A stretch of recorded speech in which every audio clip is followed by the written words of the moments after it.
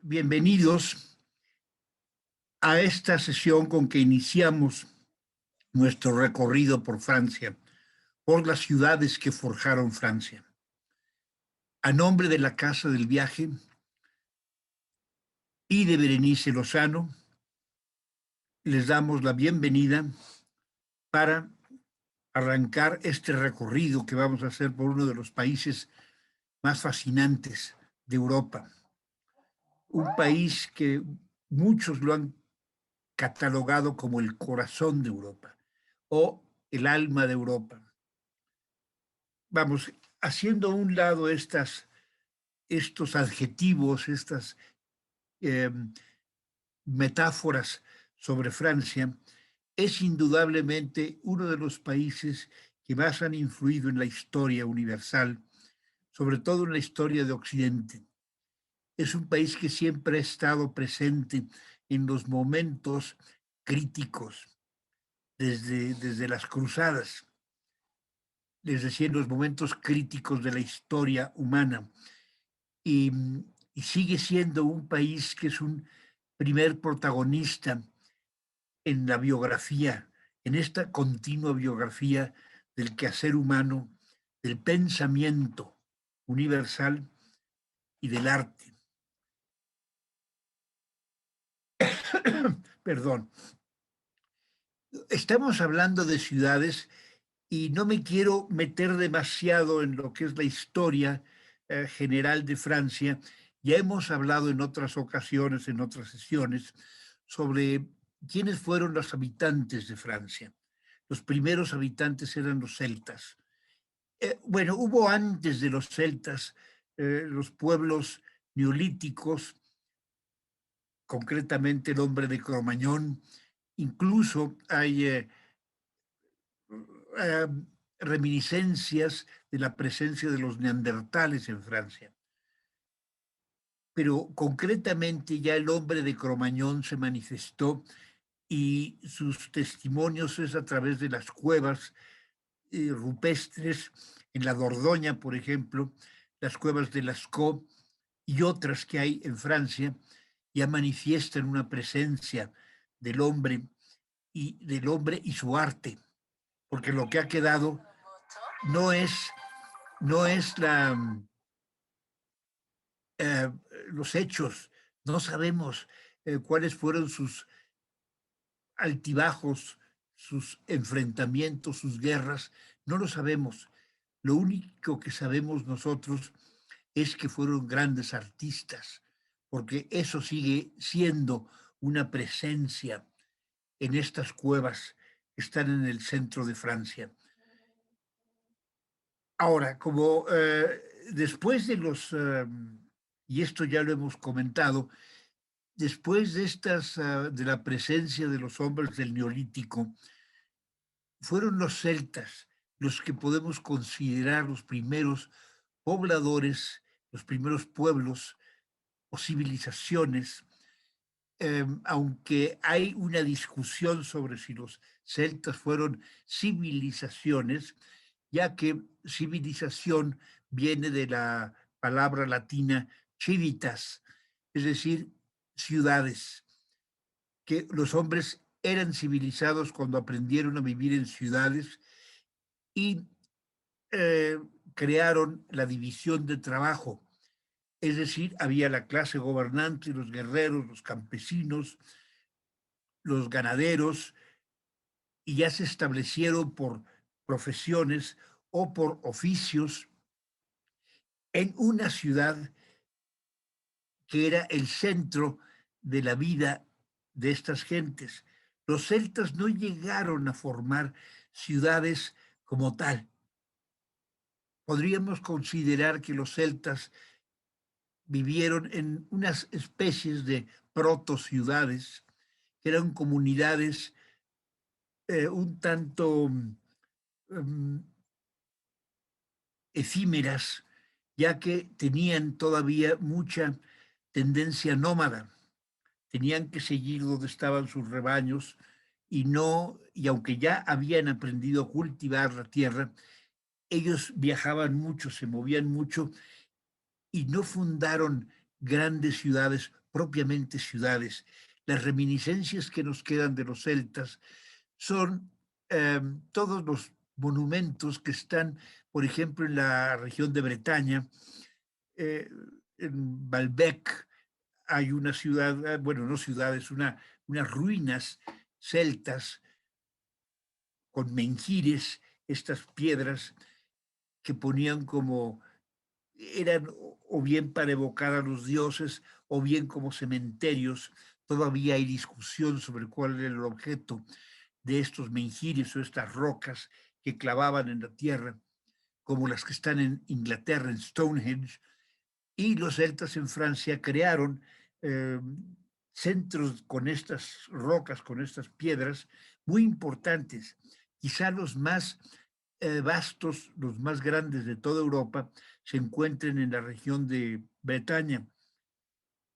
Los celtas también poblaron las islas británicas e Irlanda. Todavía podemos ver en Irlanda muchas eh, ruinas celtas, las cruces, que ya cuando se cristianizaron este pueblo, hicieron mezclan un sincretismo de motivos celtas con motivos cristianos, concretamente la cruz. Y estas cruces celtas que son bellísimas y que hay muchas en Irlanda, muy pocas de estas se han encontrado en Francia.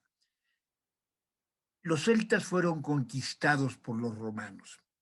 Ahora, regresando al tema de las ciudades, eh, cuando llegaron los romanos, se encontraron con este pueblo que eran no adoradores propiamente, pero su religión se basaba todavía en una especie de magia.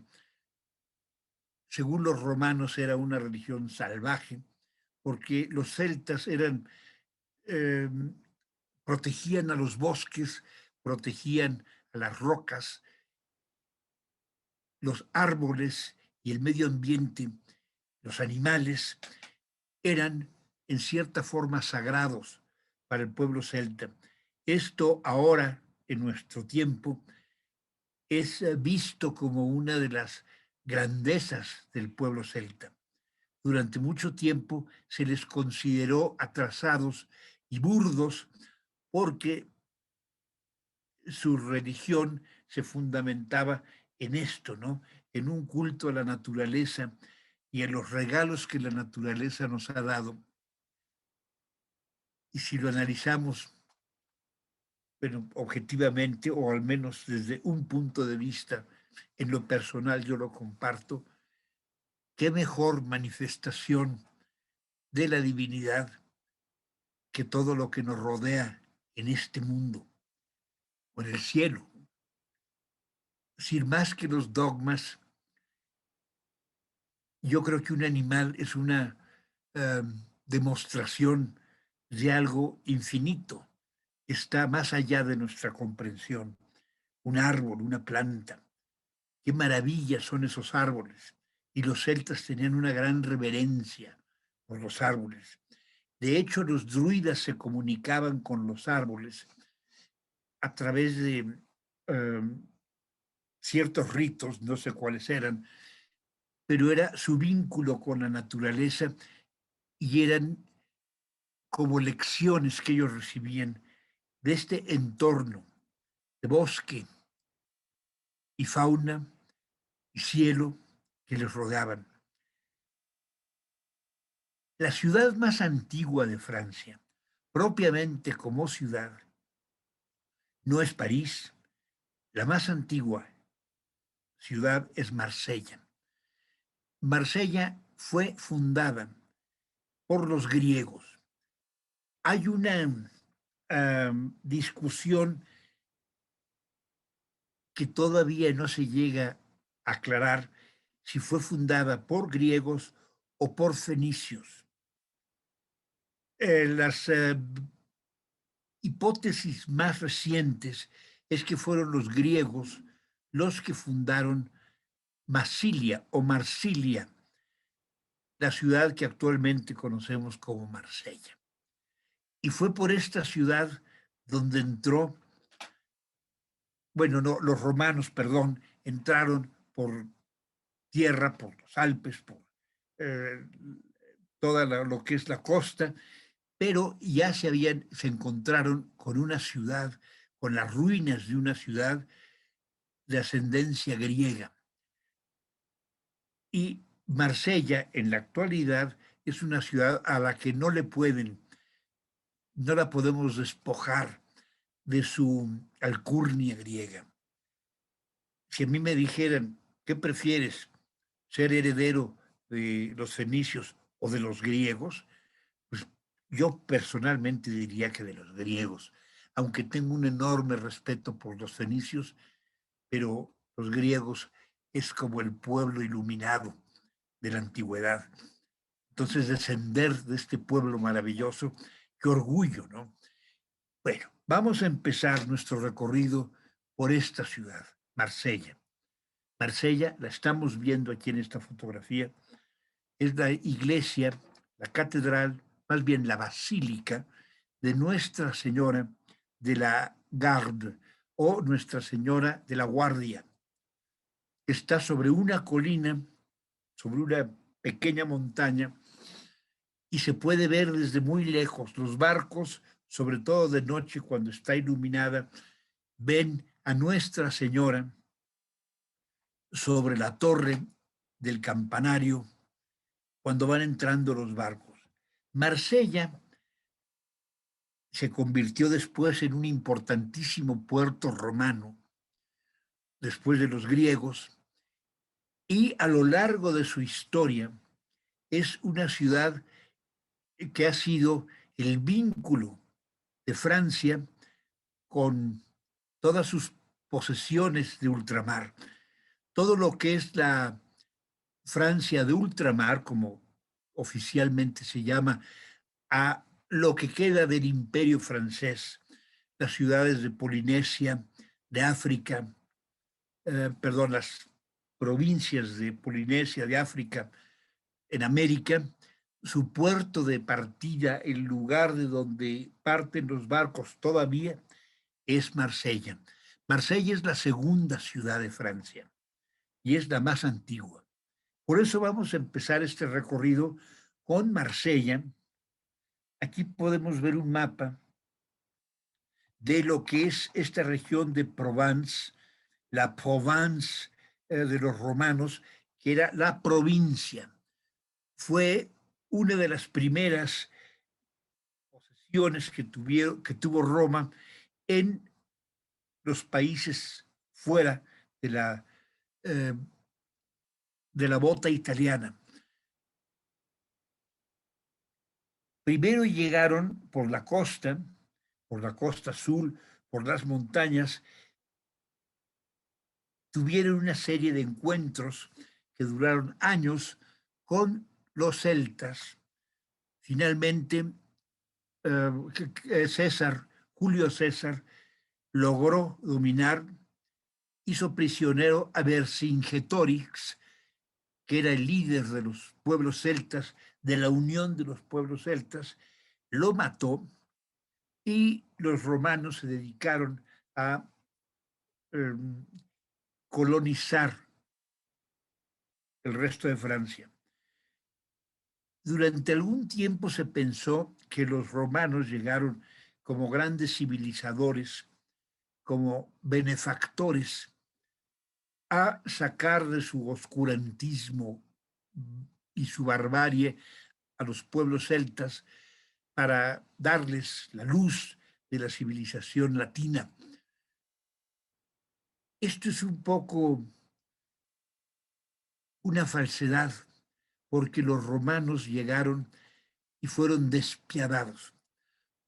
Las guerras que tuvieron contra los celtas generalmente terminaban en gigantescas masacres. Y Roma se puede decir que eliminó a casi un tercio de la población celta que había en Francia como resultado de esta colonización, entrecomillada, fue una conquista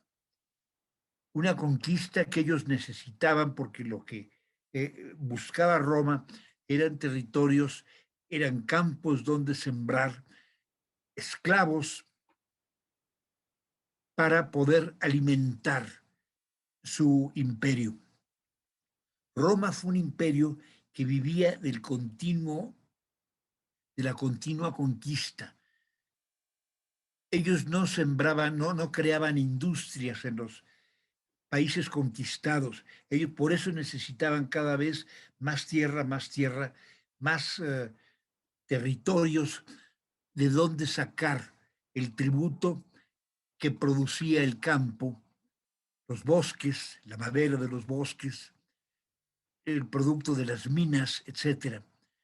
Y bueno, su primer botín, su primer gran botín fue Francia. Toda la Galia de Julio César, cuya conquista César la inmortalizó en su obra La Guerra de las Galias, que es un libro muy bien escrito, donde nos damos cuenta que Julio César no era un vulgar soldado. Vamos, era un hombre pensante, un hombre que escribía el latín con gran belleza. Y todavía hasta, bueno, hay lugares donde actualmente se sigue utilizando como texto para el estudio del latín las guerras de las Galias, la guerra de las Galias. Bueno, aquí tenemos, este es el mar Mediterráneo. Aquí está Marsella, perdón. Antes de,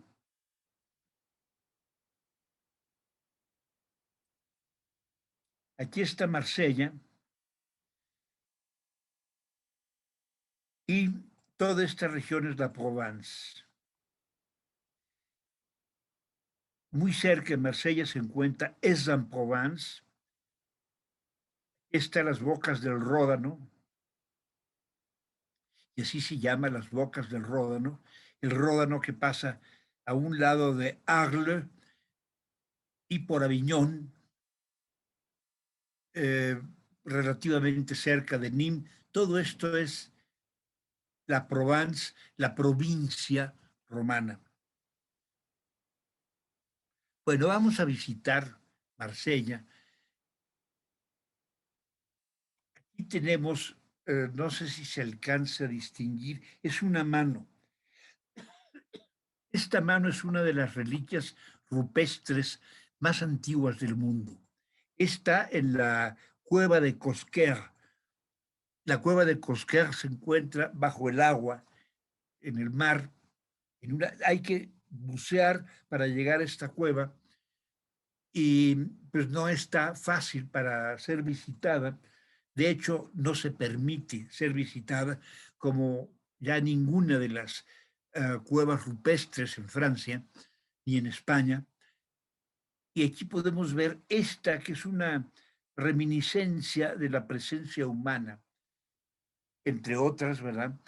En, eh, en Europa, una de las más antiguas, que data de 30.000 años, de hace 30.000 años, más o menos 28.000 antes de Cristo. Así que en esta ciudad hubo asentamientos humanos desde hace 30 milenios. ¡Qué maravilla! Tenemos lo que es parte de las reliquias, los yacimientos romanos, y se ha creado un museo con vasijas y escultura, y recuerdos romanos, ruinas. Aquí tenemos estas enormes ollas que testimonian la presencia del pueblo latino en la ciudad de Marsella. Y aquí tenemos una vista de Marsella, esta inmensa ciudad. Les puedo decir, esta ciudad tiene una belleza tan especial. No es una ciudad eh, seductora y deslumbrante como París, Como París no hay otra en el mundo. París es un poema de ciudad. Es una ciudad a la que se ama nada más de verla, nada más de caminar por sus calles. Independientemente de los parisinos, que ya, aunque ya están más amaestrados a tratar bien al turista, todavía tienen su arrogancia. En cambio, el marsellés es sumamente cálido, es gente de lo más agradable, es gente de la costa, ¿verdad? Y es otra la atmósfera de esta ciudad. Es una ciudad hasta cierto punto caótica, ha sido renovada continuamente. Repito, no tiene ese encanto, no tiene esas calles que va uno caminando en un estado casi de arrobo, como es el caso de París, pero tiene una fascinación, una vitalidad, como todas las grandes ciudades puertos del mundo tienen esa agitación, esa como que están latiendo, sus latidos son más rápidos, tienen una alegría más frenéticas, hay un intercambio de pueblos, de marineros que llegan en sus barcos de diferentes partes del mundo y le inyectan a la ciudad y a sus calles y a sus cafés y sus restaurantes una vitalidad inagotable. Eso tiene Marsella. Eh, es de las ciudades casi nunca visitadas de Francia y no saben de lo que se pierden. Yo puedo afirmar que además de París, una ciudad que creo que debe de ser visitada es Marsella y sus alrededores. Es una ciudad que nunca se olvida. Además, una ciudad en la que se come maravillosamente bien. Vamos, es la ciudad de la Bouillabaisse. En el próximo blog, el de la semana entrante, les voy a enviar, aunque no es lo usual, ¿verdad?, de un blog, pero les voy a enviar una receta, mi receta personal de la Bouillabaisse. Yo le he ofrecido varias veces, y perdóname, Berenice, si me estás oyendo, le he ofrecido a Berenice que a ver si un día hacemos una Bouillabaisse, y no quiere, no sabe de lo que se pierde. Pero en fin, como ella misma dice, a veces la ignorancia es audaz. Algún día se le hará probar mi receta de la Bouillabaisse. A grandes rasgos, les digo, yo la hago con un caldo donde hiervo largo rato huesos de pescado, cabezas de pescado, hasta que se forma con cebolla, con especias, eh, y hasta que está bien impregnado, lo cuelo para que quede un caldo muy limpio, al grado que cuando se enfría se vuelve casi se vuelve una gelatina. Bueno, este caldo, después yo le añado, eh, por ejemplo, oro, hinojo, eh, azafrán, obviamente diferentes tipos de pescado, anís, y el resultado es algo extraordinario, casi comparable a la bouillabaisse que se come que se toma o come en esta ciudad. Esta es la patria de la bouillabaisse. Miren, si nada más hubiera en Francia, en Marsella, la Bouillabaisse, ya con eso se justifica el viaje a esta ciudad. Bueno, vamos a seguir. Les decía, esta es la iglesia de Notre-Dame de la Garde, la iglesia, no, perdón, esta es la iglesia, la catedral de Nuestra Señora Esta es Nuestra Señora la Mayor, conocida como, así le llaman, no le dicen Nuestra Señora la Mayor o Santa María la Mayor, únicamente le dicen en Marsella la Mayor. Y esta es una iglesia que no es tan antigua como se ven, aunque el estilo es bizantino, románico, pero esta está construida ya en el siglo XIX. Sin embargo, es una bellísima iglesia. Y tenemos a la mayor, la iglesia, como le dicen en Marsella, y esta es la iglesia, esta sí es muy antigua, la iglesia de San Laurent o San Lorenzo, que data del siglo XII, allá por el 1100 y pico, antes de las cruzadas. Es esta iglesia totalmente románica, sobria, parece más una fortaleza que una iglesia. Y este es la torre de, perdón,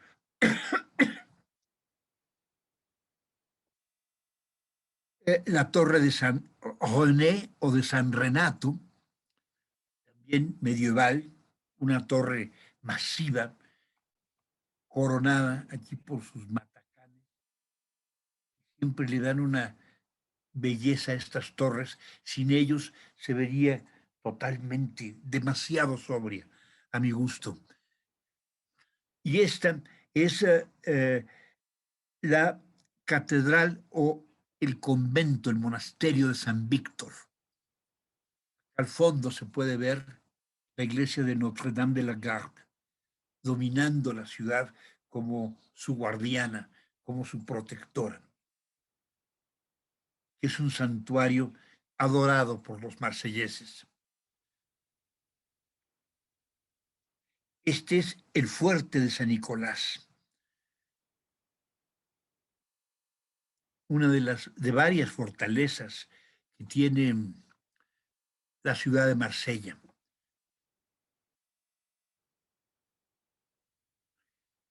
Y bueno, algo que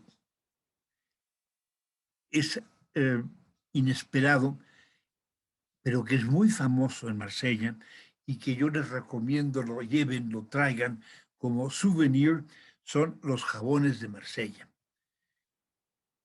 Los marselleses están enamorados de sus jabones.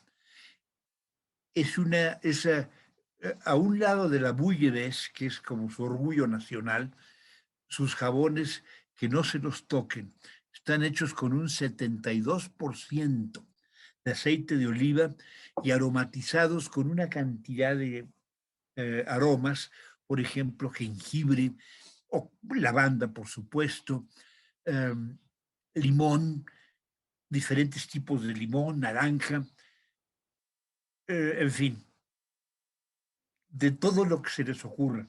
Cada color de estos jabones es un tipo diferente de aroma. A veces los empaquetan en paquetes de 9 jabones de diferentes aromas, o bien se pueden llevar de un solo aroma según el gusto. Cuando llego a esta tienda se llama la Maison du Savon, la Maison del Jabón. Créanmelo que vale la pena incluirlo como una visita cuando se va a Marsella. Un paréntesis, Marsella no es una ciudad, sí vale la pena tomar un tour para que los lleven a las iglesias, a estos puntos que están lejanos y que no se pueden ver caminando. Pero lo mejor es dedicarle por lo menos una tarde, mejor aún un día completo, a caminar por la vieja Marsella, por el viejo casco de la ciudad y perderse entre estas tiendas y meterse a esta maravilla que es de verdad hechizante. A veces quisiera uno comprarlos todos, tal vez una maleta completa de estos jabones con esos aromas maravillosos. Vean nada más qué belleza de jabones.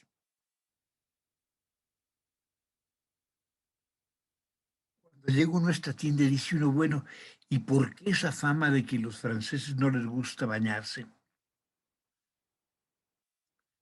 Incluso, esto no lo debería decir, pero a veces anda uno en las calles de Marsella o se sube a un camión y hay ese olor mezclado entre sudor y olor a ajo, que es muy marsellés. Al rato se acostumbra uno y ya no es tan um, repelente, ¿no? Y sino con estos jabones, ¿por qué no huelen bonito? Pues así es. Son esas paradojas de la vida. No conozco otra ciudad del mundo donde exista un museo del jabón, excepto Marsella. Aquí tienen su museo del jabón. Y también hay una tienda de jabones y es interesantísimo verlo y ahí les platican cómo se fabrica el jabón. Bueno, otra vez estamos viendo Notre Dame du Gard o Nuestra Señora de la Guardia. Aquí está la torre principal y aquí pueden ver a Santa María o a Nuestra Señora.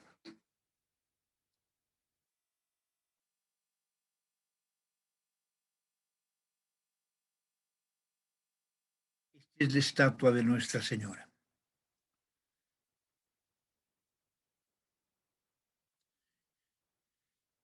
Este no tiene ojos, tiene huecos en lugar de ojos. Por esto se ve esta como luz en esta fotografía. Y este es el interior de la basílica,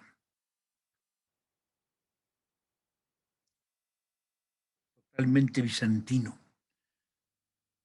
Y una de las curiosidades es toda la galería de milagros, de regalos, de medallas, de reliquias, son donaciones de diferentes fieles. Así, no sé si recuerdan cuando, y esto lo tengo muy presente en la Basílica de Guadalupe, por ejemplo, entrábamos eh, y hay en una parte, una galería en la parte posterior, en la parte, sea, en los pasillos que están atrás del altar de la basílica, y hay una cantidad de milagros e incluso pinturas, cuadros pequeños que son agradecimientos porque se salvó, el enfermo se curó, en fin, el que iba a perder la pierna la logró salvar y a veces ven piernitas o bracitos de plata, que son estas reliquias o milagros, como le llaman. Bueno, en esta catedral hay mucho de esto también, pero también incluyen medallas, muchas medallas de soldados que salvaron la vida y datan de guerras desde la Edad Media, algunas de ellas, muchas del siglo pasado, y hay medallas de soldados que se salvaron en las guerras mundiales. Por ejemplo, este barco que cuelgan de diferentes partes de las cúpulas, hay barcos, hay aviones, son también uh, reliquias, son milagros, son para agradecer que el barco no naufragó durante una tormenta o que el avión no se cayó después de que le faltó un motor, le falló un motor y se salvaron todos. Entonces le regalan y le llevan a la iglesia un avioncito. A mí me sorprendió mucho esto porque pues yo siempre había pensado que el pueblo francés era muy sofisticado, que estas reliquias o estos milagros, estas ofrendas, eran muy mexicanas y era producto de nuestra forma primitiva, entrecomillado, de dar gracias. No, esto también sucede en Europa. Y es increíble en todo lo que es el Mediterráneo francés.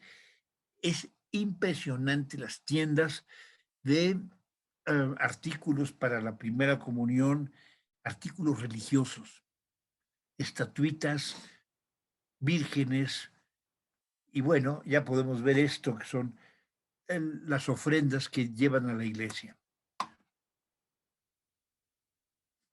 Bueno, aquí tenemos este palacio, es el Museo de Bellas Artes o el Museo sí, es el Museo de Bellas Artes de Marsella, que está sobre una fuente, sobre una especie de palacio, un hemiciclo muy, muy ostentoso, muy bonito.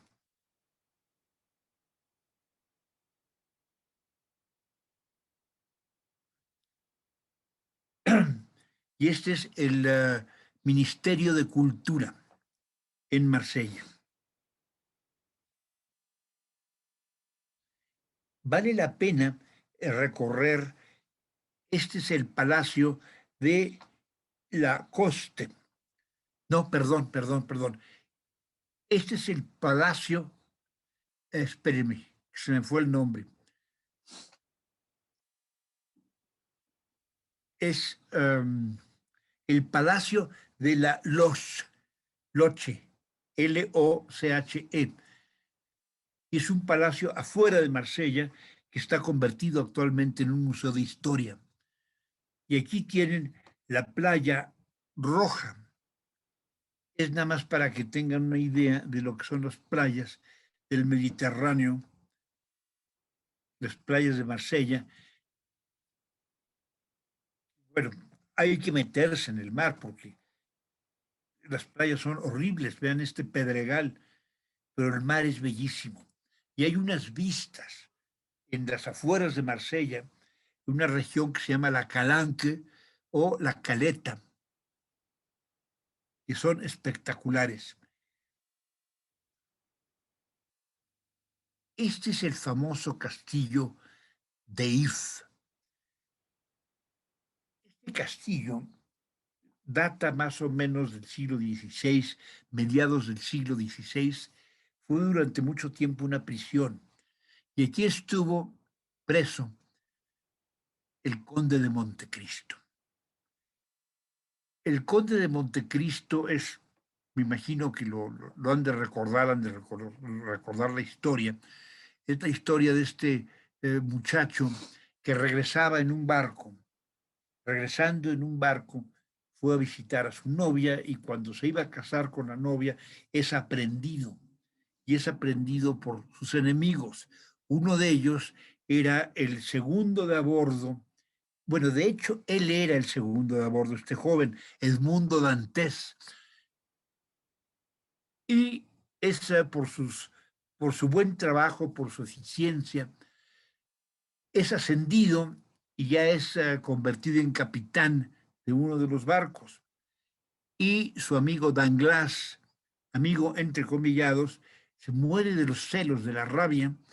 Y por otro lado, Fernando Montego, otro amigo, entrecomillado también, estaba enamorado de Mercedes, una chica española que era la novia de Edmundo Dantes, y el día que se iba a casar Edmundo Dantes con Mercedes, es aprehendido antes de la boda y se lo llevan preso por la acusación de que él es un espía de Napoleón, que estaba en la isla de Elba. Y bueno, lo detienen, lo llevan al castillo de If, ahí lo encierran durante muchos años, está a punto de volverse loco, intenta suicidarse, hasta que un día oye ruidos que vienen del suelo, mueve las losas del suelo y se encuentra que es un fraile, el padre Faría, que había equivocado el camino y que estaba buscando un camino para poder escapar del castillo, de su prisión. Entonces, eh, acuerdan entre los dos continuar las excavaciones y mientras tanto el abate Faría le enseña historia, le enseña idiomas, eh, le enseña matemáticas, vamos, le da una educación al mundo dantés que ya quisiera uno recibir en la Sorbona. Y en el momento de que el abate Faría está muriendo, le da el secreto del tesoro que se encuentra en la isla de Montecristo.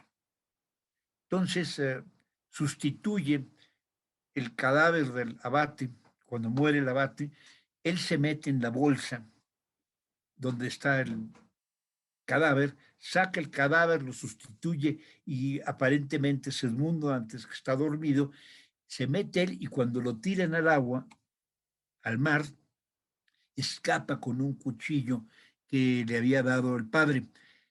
Entonces, finalmente llega a la isla de Montecristo, regresa hecho el conde de Montecristo, y es la historia de la venganza del conde a todos los que lo traicionaron, a todos sus amigos, a Fernando Montego, a Danglars, etc. Esa es la historia. Y es una de las novelas, se las recomiendo, más fascinantes. Cuando terminen de leer a los rusos como una especie de terapia, léanse El Conde de Montecristo. Tiene dos cualidades. Es una novela luminosa, es una novela que muy francesa, es una novela de aventuras que le empieza uno a leer y se engancha con el libro hasta que no lo terminan. Es un libro también largo, pero nunca pesa. Y cuando lo termina uno dice uno que siguiera otro, ¿no? Más, porque es una historia fabulosa. Bueno, el caso es que aquí está el castillo de If y es un centro turístico, actualmente es un museo, y a veces en verano se llena de gente que van a visitar el castillo simplemente para ver el castillo donde estuvo Edmundo Dantes, que es un personaje ficticio, el héroe de una de las novelas más leídas, más populares de la literatura francesa y de la literatura universal. Aquí está el tenebroso castillo de If. A mí me hacía gracia, ¿no? Porque visitando, y no nos van a llevar a ver la celda, me preguntaba una señora, ¿no? ¿No nos van a llevar a ver la celda del conde de Montecristo? El guía así como que se quedó, es que es una historia ficticia, señora. Pero era simpático ese guía. No era como muchos guías parisinos. Este es una grabado, una imagen de lo que fue la última gran peste que azotó Francia en el siglo XIX, a mediados del siglo XIX, que se llama la Gran Peste de Marsella. Marsella en dos ocasiones fue un punto de contaminación tremendo, que fue durante la Gran Peste negra, en el siglo XIV, a mediados del siglo XIV, allá por el 1350, en que la epidemia acabó. Hay gente que dice que con la mitad de la población de Europa, hay quienes dicen que fue con una tercera parte de la población de Europa, y también Marsella fue uno de los puntos de infección más importantes, pues era el puerto donde llegaban las naves que venían de Oriente. El principal sitio donde empezó a expandirse la peste hacia Europa fue Messina, en Sicilia, y de ahí cundió por toda Italia, arrasó Italia como ahora sucedió con el coronavirus, que Italia fue la primera gran víctima del coronavirus, y después, en el siglo XIX, les digo, la gran peste de Marsella, donde también murió mucha gente. Hay versiones de que la mitad de la ciudad de Marsella fueron víctimas de esta. Esta es la vista de la ciudad desde la iglesia de Notre Dame de la Garde, y este es el Museo de Arqueología. Es más famoso por su arquitectura que por las piezas que contiene. Y aquí tienen el monumento a Arturo Rimbaud, uno de los grandes poetas de Francia, que murió en Marsella. Él nació en el norte de Francia. Su vida fue tremenda. Estuvo en África, estuvo en Indochina, eh, tuvo una pasión volcánica con este Verlaine, que fue escandalosa en su tiempo. Y este es el monumento, su monumento al poeta. Fue uno de los poetas malditos, uno de los poetas precursores de la poesía contemporánea. Él es Arturo Rimbaud. No sé si les dije, también estuvo en África, en Etiopía. Este es uno de sus poemas dedicado a los cuervos, a millares, por los campos de Francia, donde duermen nuestros muertos de antaño. Dad vueltas en invierno, para que el caminante al ir recuerde. Sed pregoneros del deber, oh nuestros negros pájaros fúnebres, santos del cielo, en la cima del roble, mástil perdido en la noche encantada, dejad la curruca de la primavera para aquel que en el bosque encadena. Ay, perdón, que en el bosque encadena. Mm,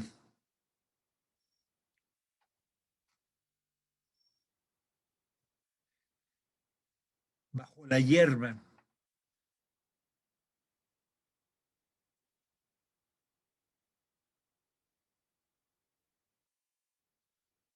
bajo la hierba que impide la huida, la funesta, y no puedo leer. Perdónenme, pero no sé cómo quitar esta. Bueno, este es uno de los poemas. Había otros poemas. Ah, miren, les repito nada más.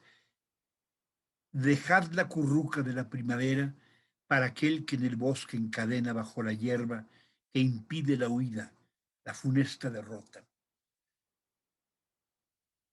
Actualmente sus obras completas, se encuentran acumuladas en un solo volumen, y es uno de los poetas más respetados de Francia, a pesar de que en su tiempo fue escandalosa su vida, y él comentaba que en la vida hay que sufrirlo todo, hay que padecerlo todo, hay que hacer de todo.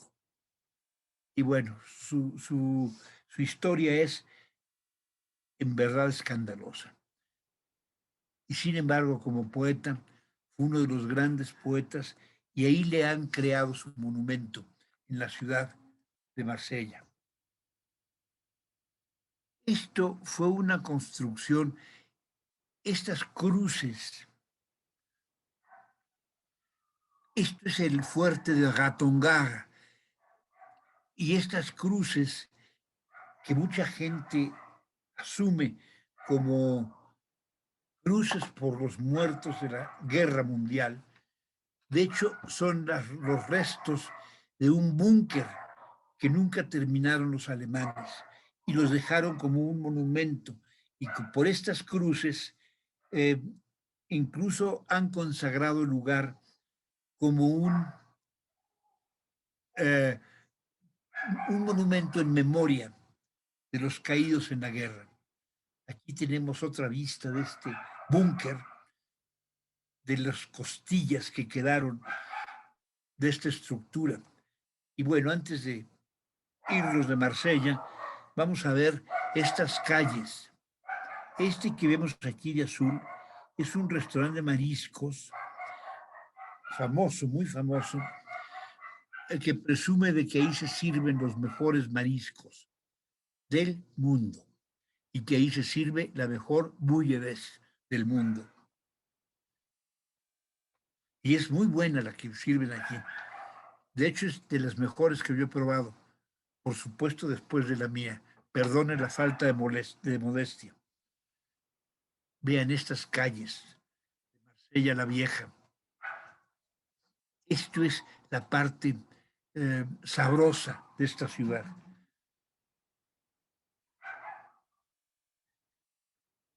Bueno, parte de la visita a Marsella, así como hay ciudades en que hay que ver los museos, en Marsella comer es mucho más importante que ir a los museos.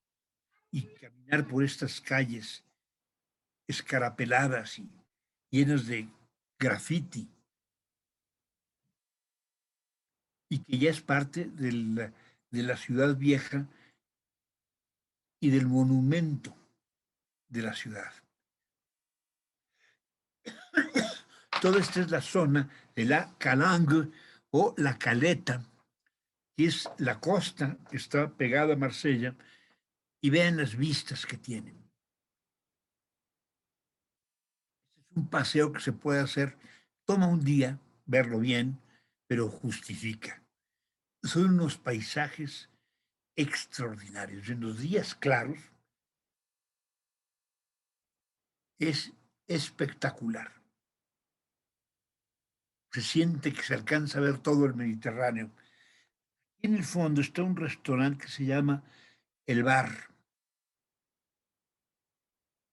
Es otro de estos sitios donde hacen una bouillabaisse y se sirve un pescado inolvidable.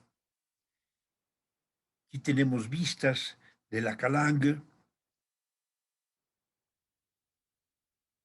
la costa mediterránea de Marsella. Todo esto es la Calangue, el mirador. Aquí podemos sentarnos y disfrutar. Yo tuve la fortuna de estar ahí 3 días. Únicamente he ido una vez y sigo añorando regresar. Y bueno, el mercado de pescado, yo creo que es el mercado de pescado más fascinante de toda Francia, además fresquísimo. Y hay puestos, micro restaurantes callejeros donde se puede comer pescado. Bueno, salimos de Marsella y ya nos metemos a la Provence, a lo que era la provincia romana. Y esta es la ciudad de Aix-en-Provence, esta es la Plaza del Reloj y el Mercado de Flores. Aix-en-Provence es una ciudad eh, que tiene también un abolengo que se remonta a la época fenicia.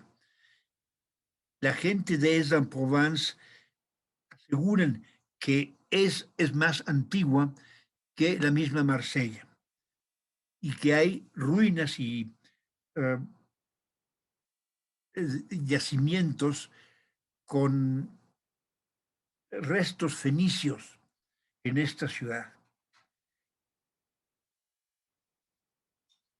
Creo que esta es una exageración. Como todas las ciudades, siempre su orgullo de ciudad orilla a la gente a magnificar su antigüedad y su alcurnia.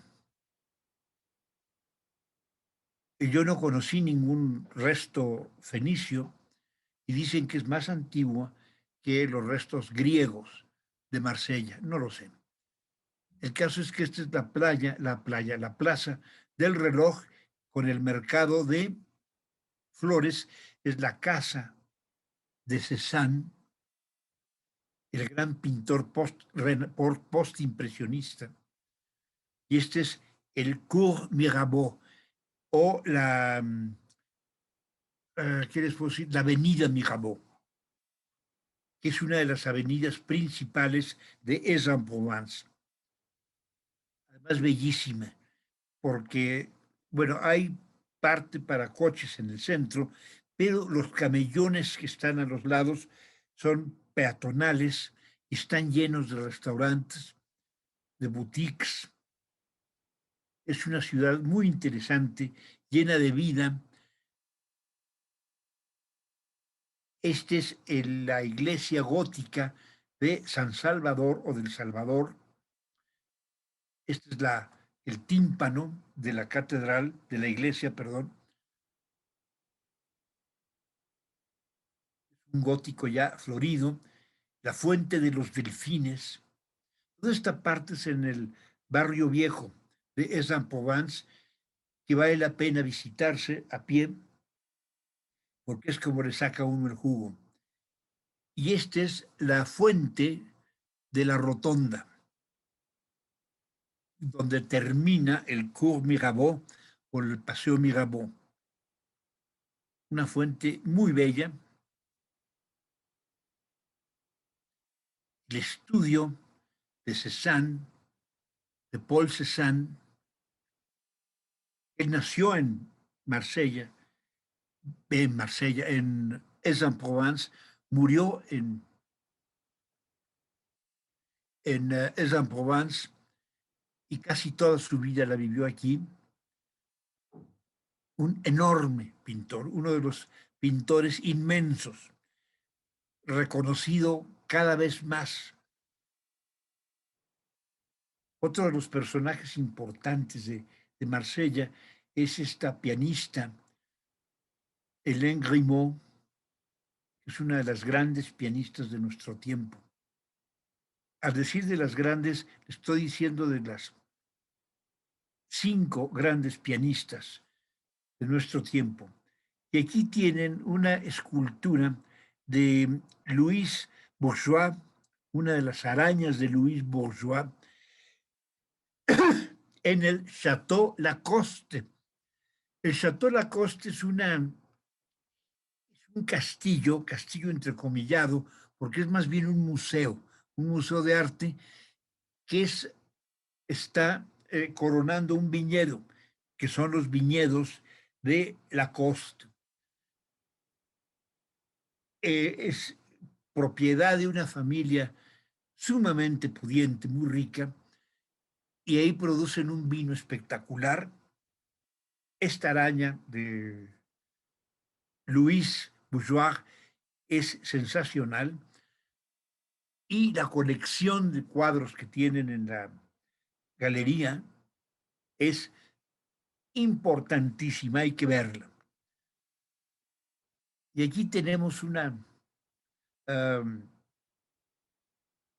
alusión a los viñedos de la región de Aix-en-Provence, que es una de sus orgullos. Como en toda Francia, la gente de Aix-en-Provence habla de su vino como uno de los mejores vinos de Francia.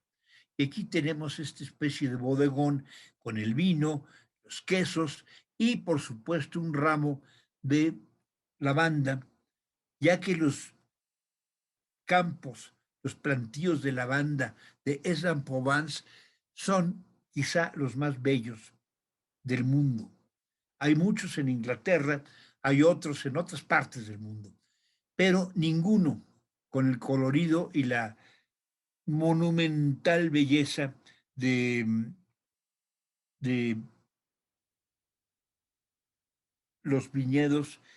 Aquí vean este viñedo de Aix-en-Provence.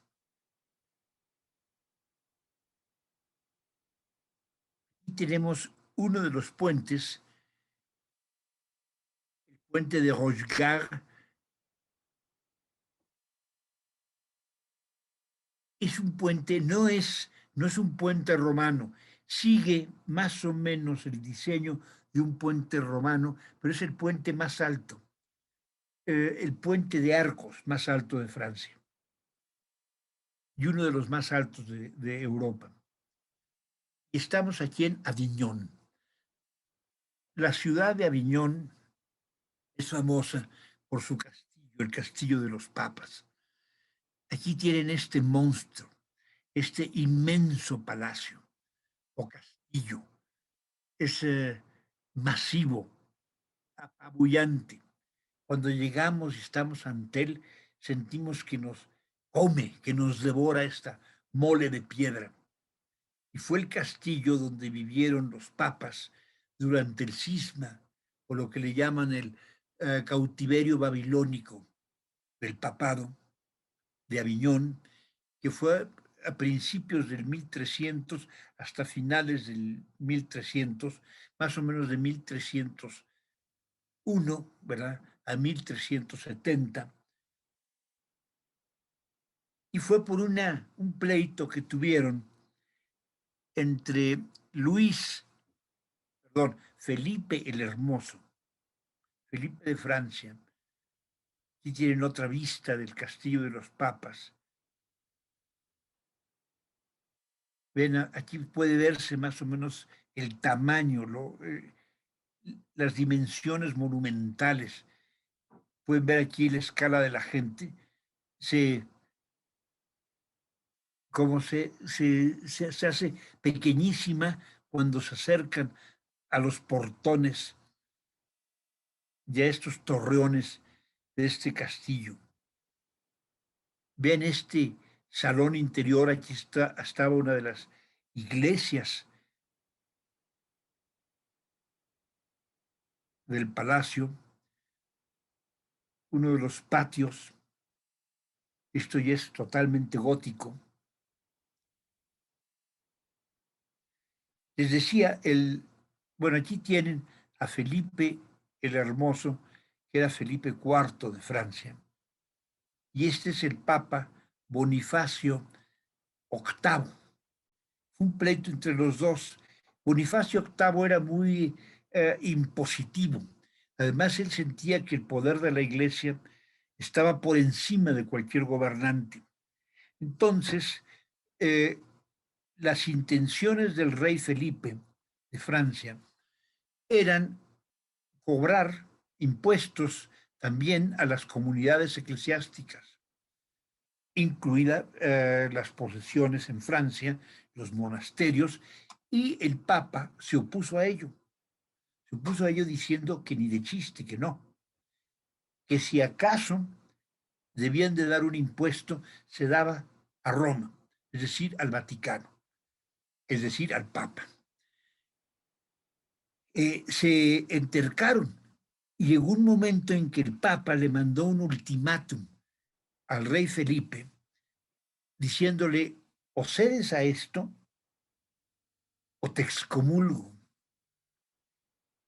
Y ante esta amenaza, el rey prácticamente insultó al Papa, lo acusó, bueno, no prácticamente, sino lo insultó, le llamó, eh, lo llamó que era un degenerado sexualmente,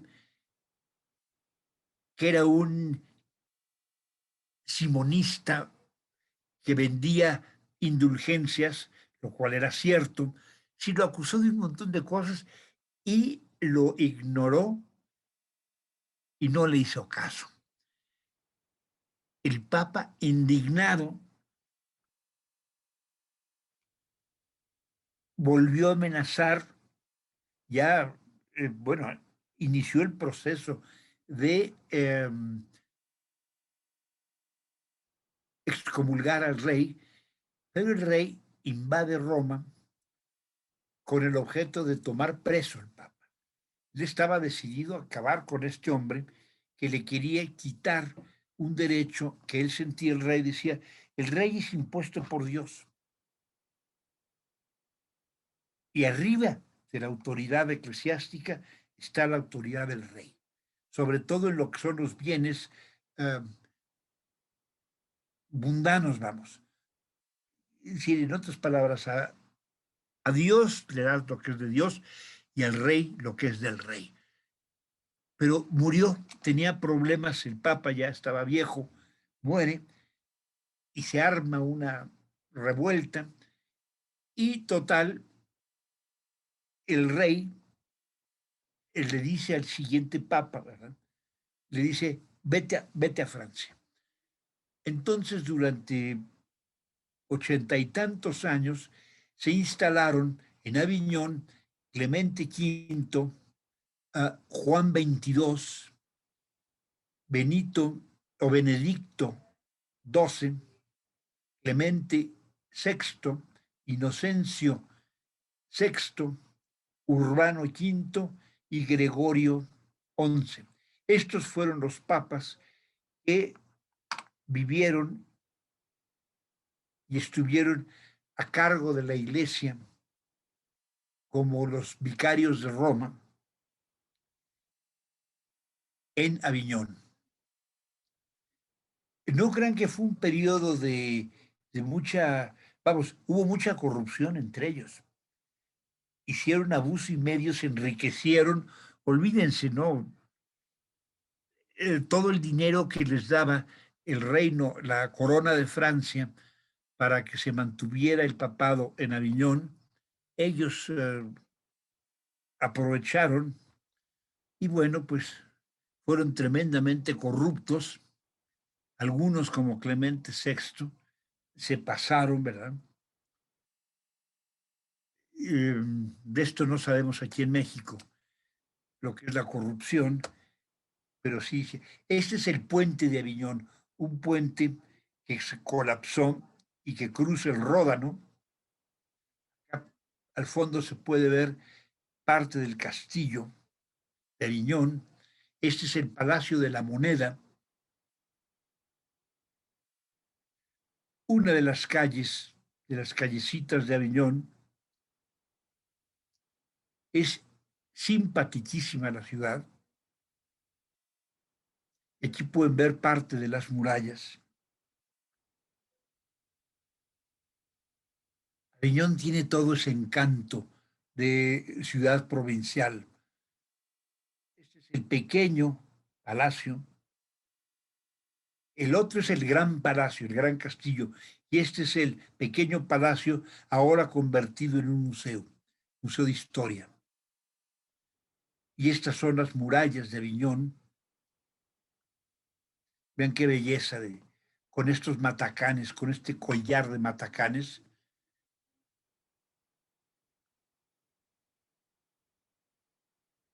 Este es Arles, que no lo vamos a ver hoy.